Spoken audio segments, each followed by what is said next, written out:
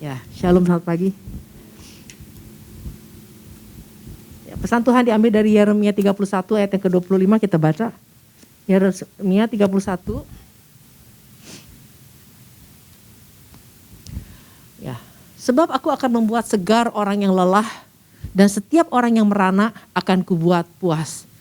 Nah, ini yang jadi pesan Tuhan, bahwa Tuhan akan mengenyangkan, memberikan kepuasan ya. Buat orang-orang yang lagi lelah, sedang orang-orang yang lagi merana, Tuhan akan puaskan.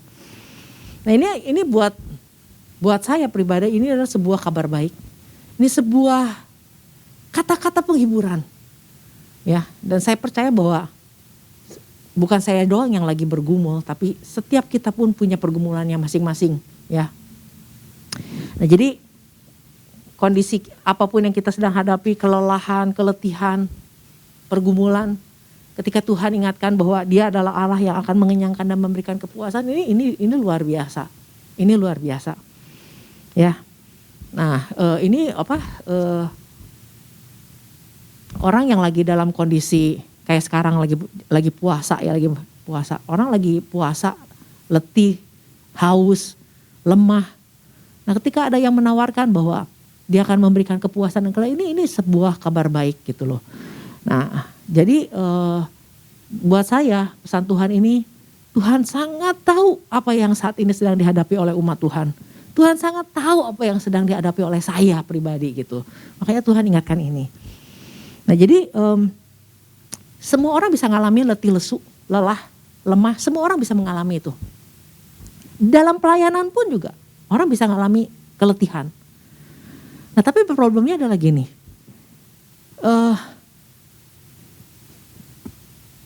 Dan ini juga yang terjadi sama bangsa Israel yang ada di pembuangan ya. Nah, keletihan dan kelesuan yang dialami oleh setiap orang itu juga maksudnya gini. Kalau di dalam Mazmur 34 ayat yang ke-20 dikatakan bahwa kemalangan orang benar banyak, tetapi Tuhan melepaskan dia dari semuanya. Jadi orang benar aja juga punya kemalangan. Ya, kemalangan itu dalam arti yang lain dikatakan ada malapetaka, ada penderitaan. Orang benar aja punya kemalangan. Dan itu kemalangan itu kan kadang-kadang bisa membuat orang jadi letih, jadi lesu, jadi lelah, jadi lemah. Nah, tapi yang membedakan kita dengan orang-orang yang belum di dalam Tuhan adalah dikatakan bahwa Tuhan melepaskan dia. Ada Tuhan yang melepaskan.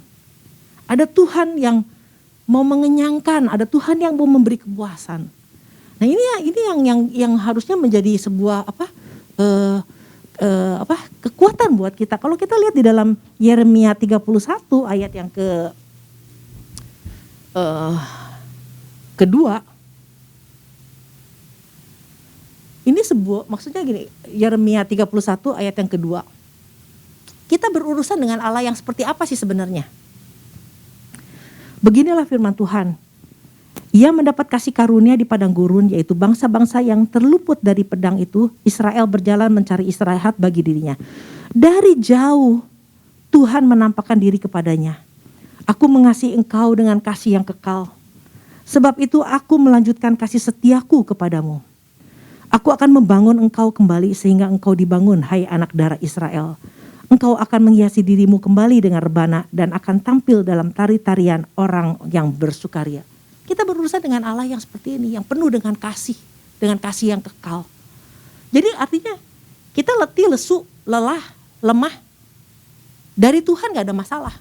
Karena kita berurusan dengan Tuhan yang seperti itu. Nah, problemnya ada di kita.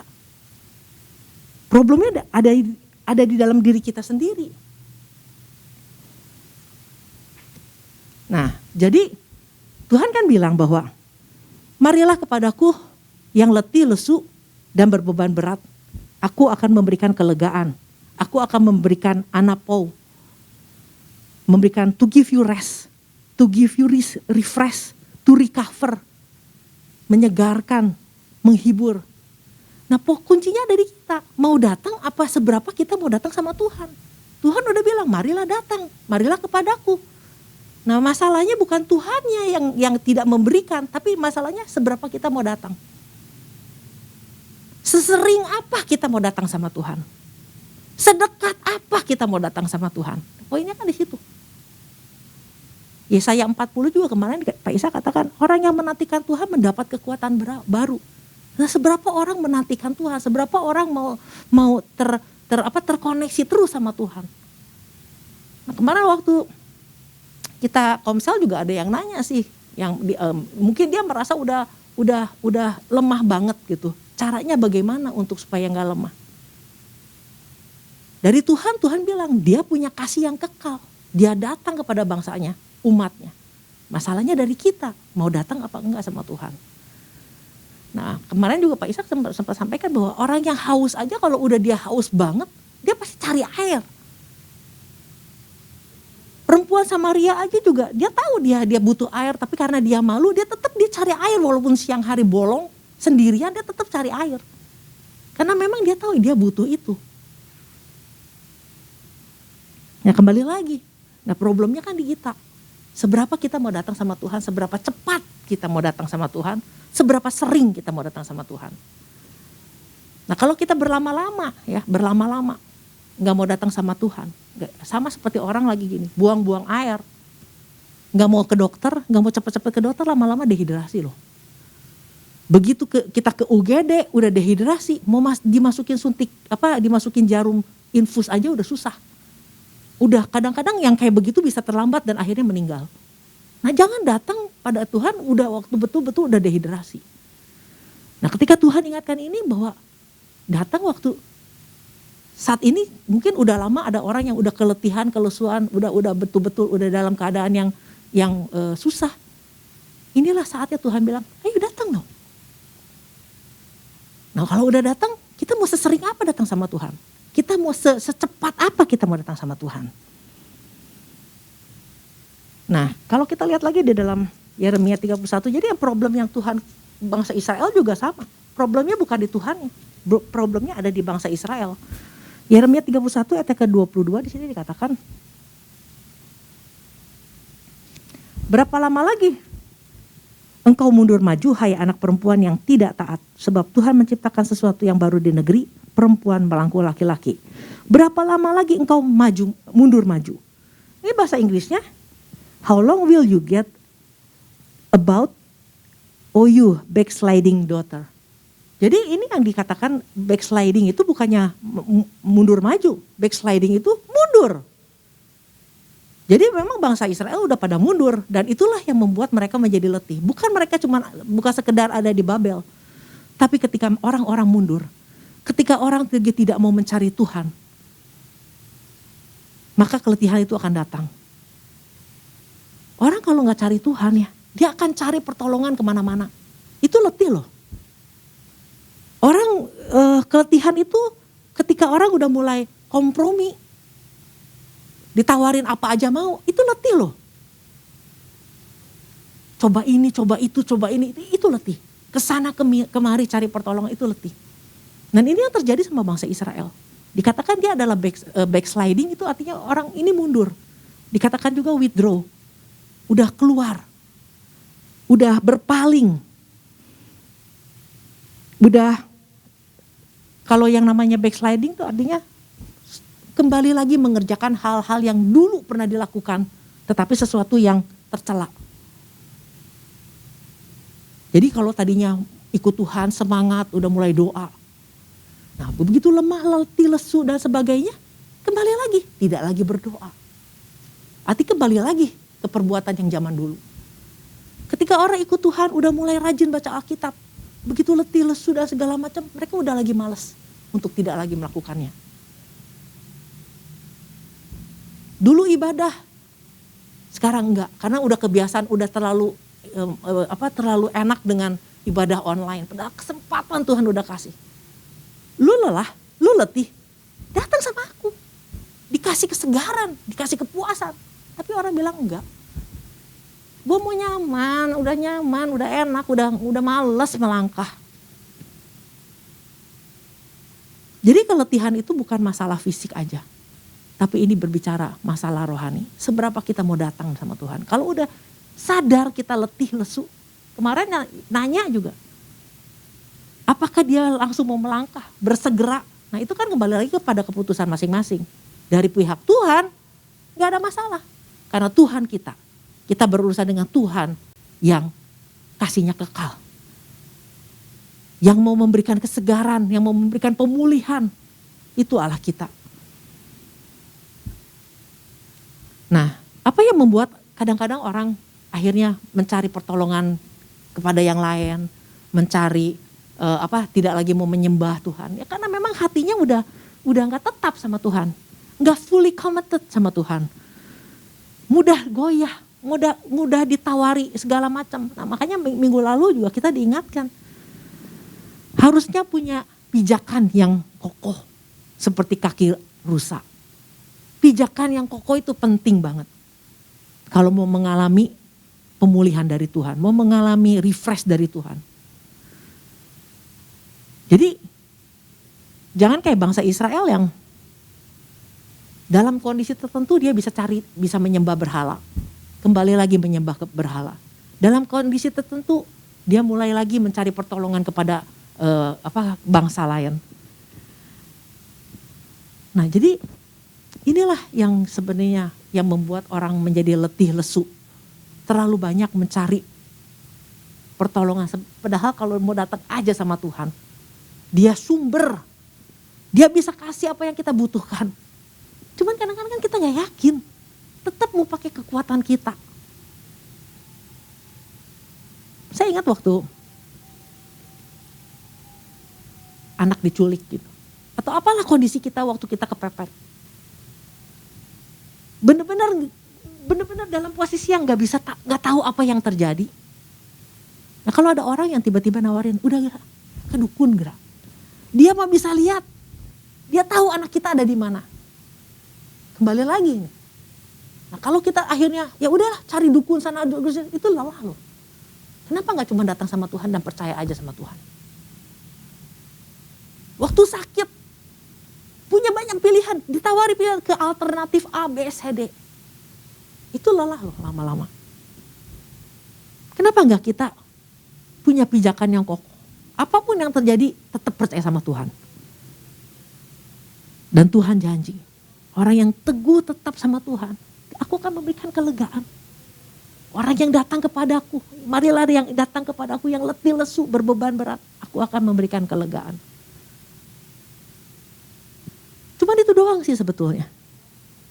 Nah, kelelahan-kelelahan yang terjadi di bangsa Israel itu karena dia terlalu banyak berurusan dengan mencari ini mencari itu. Nah oleh karena itu, apa sekarang hari ini pijakan kita? Kalau kita nggak punya pijakan yang kokoh nih, itu akan melelahkan kita loh. Ditawarin apa aja kita ambil. Yang penting kita seneng, yang penting ada jalan keluar. Gitu kan sebenarnya kan gitu kan. Nah kalau kita lihat di dalam 1 Raja-Raja 18 ayat yang ke-21. 1 Raja-Raja 18 ayat yang ke-21. Ini harusnya menjadi satu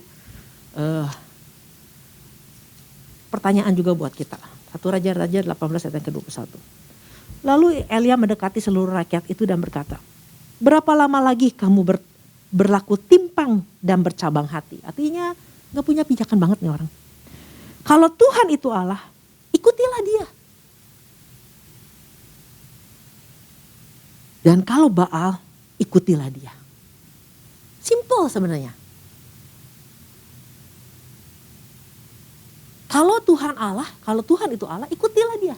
Tapi kalau kita pilih Baal, ikutilah dia. Tetapi apa rakyat itu bilang? Rakyat itu tidak menjawabnya sepatah kata pun. Wow. Gak bisa jawab, mau ikut yang mana? Nah kalau pertanyaan ini datang sama kita hari ini. Mau yang mana? Kalau kita betul-betul mau ikut sama Tuhan, udah pasti Tuhan kasih berikan kelegaan. Masalah mungkin kita hari ini gini, masalah membuat kita lelah, bisa, pasti. Datang sama Tuhan, Tuhan berikan kelegaan. Nah yang menjadi problem kan gini, udah ada masalah gak mau datang sama Tuhan, cari urusan ini itu, sampai akhirnya kelelahan dan waktu mau datang sama Tuhan udah dehidrasi. Udah terlalu berat.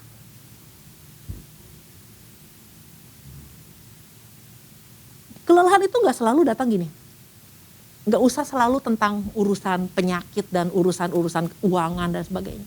Urusan pelayanan juga orang bisa lelah.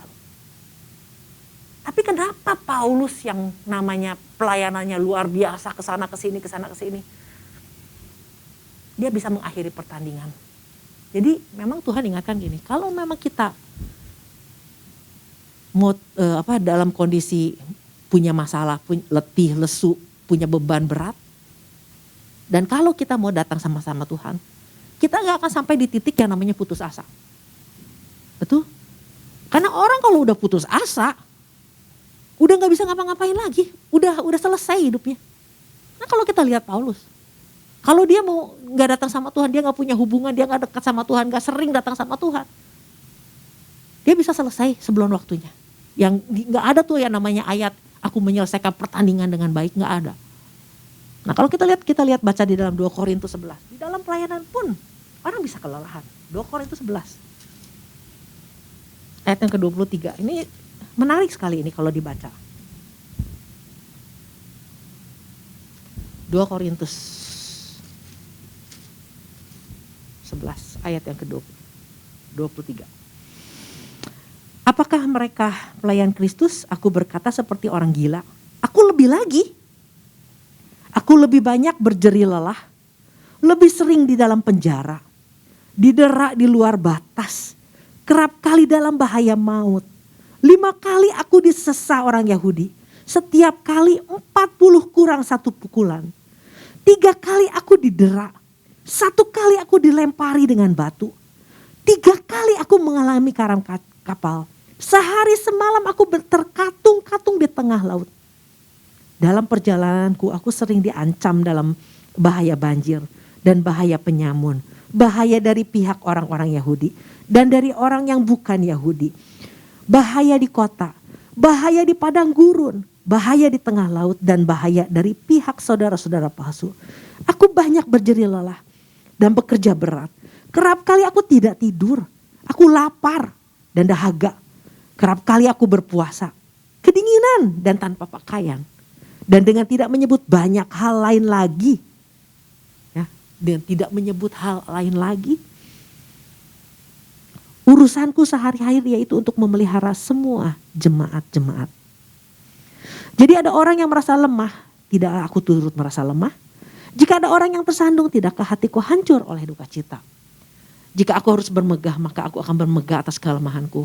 Allah yaitu Bapa dari Yesus Tuhan kita yang terpuji sampai selama-lamanya tahu bahwa aku tidak berdusta. Lihatin penderitaannya Paulus juga, kalau dia nggak sering datang sama Tuhan, dia udah berhenti di tengah jalan dan tidak ada yang namanya ayat aku mengakhiri pertandingan.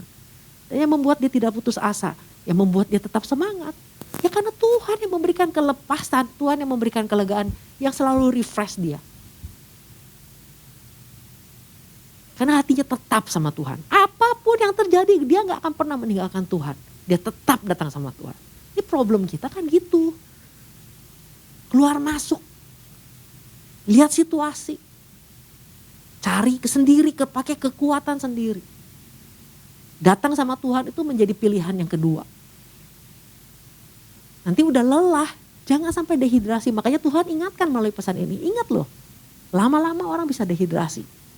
Dan kalau dehidrasi, jangan pikir masih bisa tertolong. Nah oleh karena itu, melalui pesan Tuhan di minggu ini kita diingatkan bahwa waktunya kembali untuk apa? Kita kembali restart. Artinya bertobatlah kalau memang kita belum sungguh-sungguh ikut Tuhan. Hati kita masih banyak kesana kemari. Puguhin satu. Kalau Allah itu Allah, sembahlah dia. Ikutilah dia, percayalah kepada dia, datanglah lebih dekat, lebih sering lagi kepada dia. Dia sumber yang akan memberikan kelegaan dan kelepasan. Nah masalahnya kan kembali lagi hati kita. Nah oleh karena itu di dalam Kolose 2 ayat yang ke-7. Cek lagi coba. Jangan-jangan selama ini pijakan kita gak setuman Tuhan. Kita punya banyak pijakan. Makanya suka bingung. Makanya jadi akhirnya gak jelas. Kelelahan sendiri. Kolose 2 ayat yang ke-7, hendaklah kamu berakar. Sudah berakar belum di dalam Dia? Dibangun di atas Dia. Sudahkah kita terus-menerus dibangun di atas Dia? Hendaklah kamu bertambah teguh dalam iman yang telah diajarkan kepadamu, dan hendaklah hatimu melimpah dengan syukur. Nah, kembali lagi, kalau kita gak punya pijakan yang kuat, kita akan terus mencari, lama-lama mundur dari Tuhan. Nah, saya tidak panjang lebarkan, biarlah ini menjadi perundangan buat kita. Saya percaya bahwa Tuhan kita, ini yang menjadi satu pegangan buat saya. Kalau Tuhan udah pilih kita, Allah yang penuh kasih itu udah menyelamatkan kita sedemikian rupa. Bahkan di Yesaya dikatakan bahwa seorang anak telah lahir. Yesus itu lahir buat siapa? Untuk kita, dibilangnya. Jadi semuanya Tuhan peduli banget dengan kita. Dan kalau Tuhan peduli sama kita, Tuhan gak akan lempar kita di bumi dan membiarkan kita begitu aja. Nah, bagian kita adalah seberapa kita mau datang sama Tuhan, seberapa sering kita mau datang sama Tuhan, seberapa giatnya kita sama Tuhan. Nah, kembali lagi, seberapa kita dibangun di atas Tuhan, di dalam kebenaran firman Tuhan. Oke ya, oleh karena itu biarlah kita renungkan firman ini lebih lagi dalam nama Tuhan Yesus.